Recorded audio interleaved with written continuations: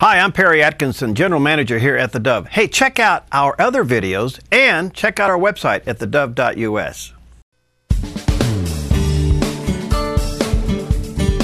Welcome back to Focus Today. Steve Johnson with you, and the fun has begun. If you are a political fan, this is your season. The Super Bowl is just around the corner, I guess. We're now working our way into well, not even the semifinals. We're in the playoffs.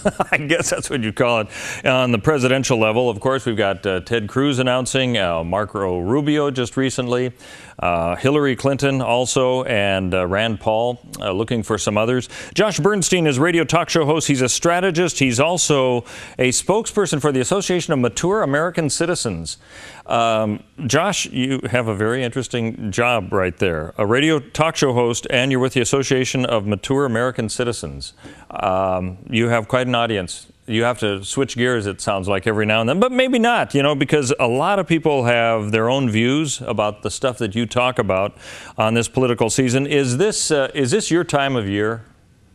Well, as you were alluding to, this is the wild card round of the playoffs. There you go. That's a good way of putting it. These are the qualifiers, basically. And yes, obviously, it's an exciting time. I would say that politics, for the most part, to most people in America, is kind of like going to the dentist. They don't want to do it. They kind of tune it out. And then when it comes down to the important times, then they start to tune in. But it's what they tune into that usually is the problem. They're usually turning on CNN and MSDNC, as I like to call it, and the alphabets. And then, their heads get filled with dribble. And the next thing you know, they go out and they cancel out your well-informed vote. So it should be interesting. Yeah, let me ask you, is this playing field really kind of being formulated the way you thought it would, with one Democratic candidate, Hillary, and a group of Republicans slowly kind of making their way into the field? Is this kind of what you envisioned would happen? Well, I think in some respects it is, but what I've said before on my own show and also just put out in print and press releases is that the fact that Hillary Clinton is still running for president shows the depth of the ineptitude, if you will, of the House Republican leadership to get to the bottom of the Benghazi story.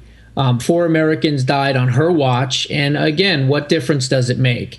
And it does make a big difference. And the fact that they have not been able to get to the bottom of the story, and then you add on the Emailgate story on top of that, it's absolutely befuddling and just amazing that through all of this, I mean, it's literally like there's bodies flying around all over her and she's just ignoring them and keep going forward. So it's quite amazing, the arrogance, if you will, of the campaign to keep going. Well, I know that Congressman Trey Gowdy has said that he's trying to get to the bottom of all of this, but you're right. We haven't seen too much as far as answers. Why do you think the Republicans have been so unsuccessful in holding the whole Benghazi incident, and we can bring out others as well, to really come to some sort of a conclusion?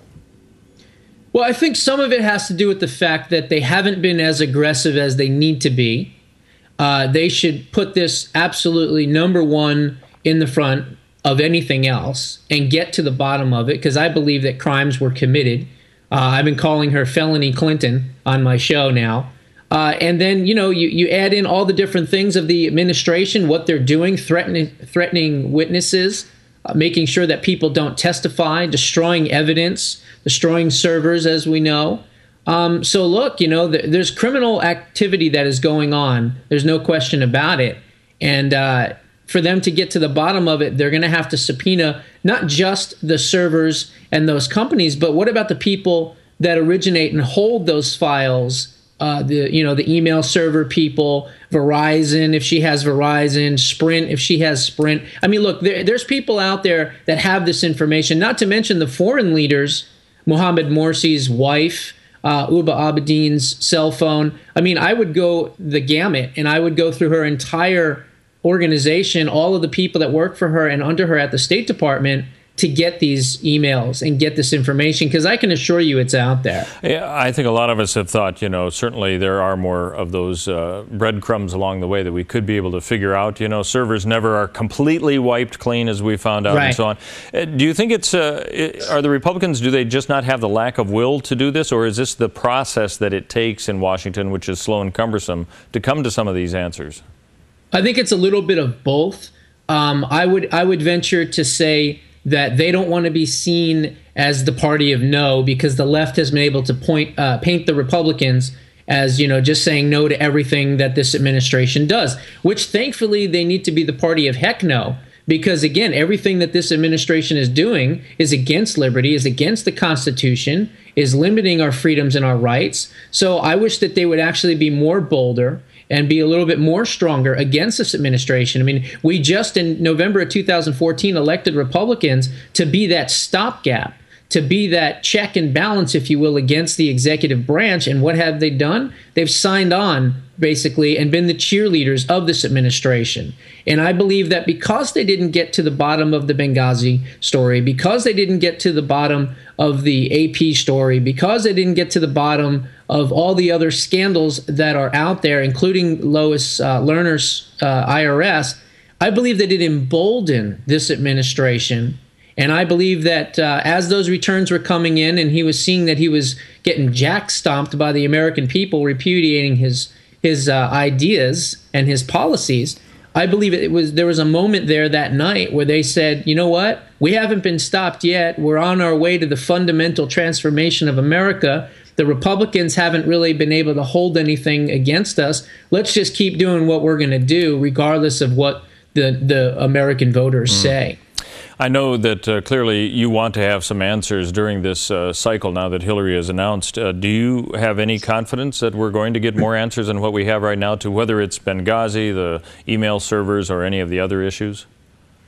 I don't know. What I'm hopeful that I think is going to happen is I believe that Hillary is going to self-implode. I believe that if she's going to be the every woman, as she likes to say, meanwhile she hasn't driven a car in 20 years, and she's taken her Scooby-Doo van around the country, I believe that there's going to be some unscripted questions pertaining to either Benghazi or the email scandals, and she's either going to do two things. One, she's either going to snap, which I think would be the greatest thing in the world, because if she snaps, then we'll get to see what difference does it make face rather than what she's trying to put out there. And two, she'll refuse to answer the questions. It'll come out to the press that she's refused to answer the questions, and that may be something that would do her in. I also think that the left is probably going to realize that she's such damaged goods that they're going to force her out of the race eventually anyway, and probably go with an O'Malley or a Webb or somebody else anyway. I think that eventually was what's going to happen. And I also believe that she'll throw a Hail Mary Bill Clinton at the very end and say, it won't be about her anymore because she's so unliked.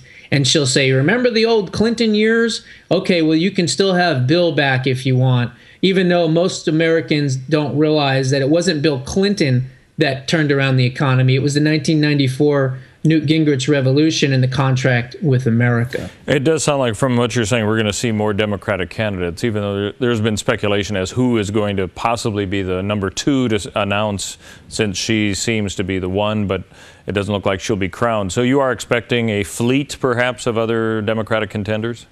I wouldn't say a fleet, but I would certainly see O'Malley coming into the race and possibly Senator Webb coming into the race. I'm not sure about anybody else as far as Elizabeth Warren or what have you. She may jump in if Hillary fails. But look, it was just announced this morning that she's planning on spending $38 per vote. She wants to spend $2.5 billion to win the presidency. So her average every woman attitude is obviously such, hypocrisy, if you will. And then, just the other day, she went into a Chipotle. Nobody even noticed her. She's going to these Iowa colleges, and they're going to ask her some tough questions. So, again, I can't remember a time in history where a candidate has declared for the presidency with this much baggage. She's got more baggage than a fully loaded 747. Let me ask you about the Republican side. Do you think it is it benefits or it hurts the party to have what could be 10, 12 candidates running in this primary? Well, that's a good question. I would say it's possible, depending on the attitude of the conservative base, whether or not it's going to be completely cannibalistic and eat their own. You've got a lot of different factions at play here. You've got the Rand Paul crowd. You've got the Ted Cruz crowd. You've got Scott Walker. You've got wild cards such as Donald Trump.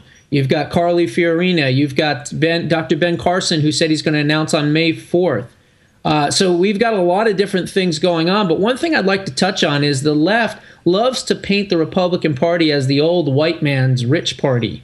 Meanwhile, the first candidate that declared was a Cuban in Ted Cruz. The second candidate that's pretty much that just declared was Marco Rubio. And then, of course, you have Rand Paul. So the diversity factor, I think, is very interesting, as the top three that have already declared are both Hispanic or of Cuban descent. So it's that whole myth of the old white man's party is really just not true. So I wanted to point that out. But I think, in the beginning, look, it's kicking the tires. You're going to have a lot of different people with a lot of different voices. I think that once we get to a point where there's, you can see 6 or 7 of these folks up on the stage, and you can see how they handle certain questions, whether they duck them or dodge them, or whether they answer them directly, as I'm doing hopefully today here on the show. You're going to start to learn who's for real and who's not. And I think that when it comes down to the last 3 or 4 standing, I believe it'll be a Ted Cruz, a Rand Paul, maybe a Scott Walker. And let's not forget Donald Trump. I mean, Donald Trump is truly a wild card. I know that he's been threatening to run all these years, and at the last minute he says that he's not going to. But he's got a team together in Iowa, and he's working on some things behind the scenes. So we shall see. Well, let me just ask you about Rand Paul. He supposedly is attractive for younger voters. Do you think he's going to have much of an impact on this election? Yeah, I certainly do. I think that he can have more impact than his father.